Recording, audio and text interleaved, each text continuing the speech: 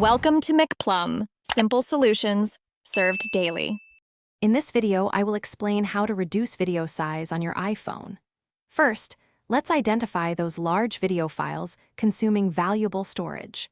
Navigate to your iPhone settings, then General, and finally iPhone storage to see a detailed breakdown. You might be surprised by how much space videos occupy.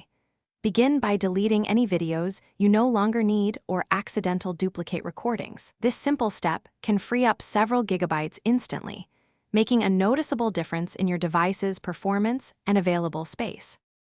To prevent large files from the start, optimize your camera settings. Go to Settings, then Camera, and select Record Video. Here, you can choose to record at a lower resolution, like 1080 pixels instead of 4000 pixels. Also, opt for a lower frame rate, such as 30 frames per second, rather than 60 frames per second. These adjustments significantly reduce file size without a drastic loss in visual quality, saving you considerable storage space with every new recording. Your iPhone offers built-in tools to reduce video size after recording.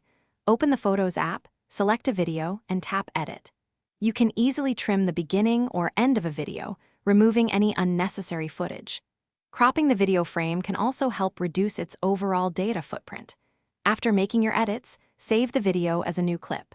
This process creates a smaller file while preserving the original, giving you flexibility and saving precious storage.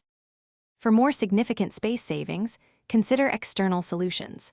Transfer your large video files to a computer or an external hard drive to free up iPhone storage.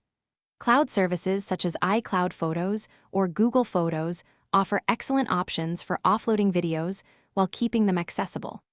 Additionally, numerous third-party applications are available in the App Store that specialize in compressing videos, often reducing their size by 50% or more, without compromising too much on quality. Thanks for watching. Stay juicy and subscribe.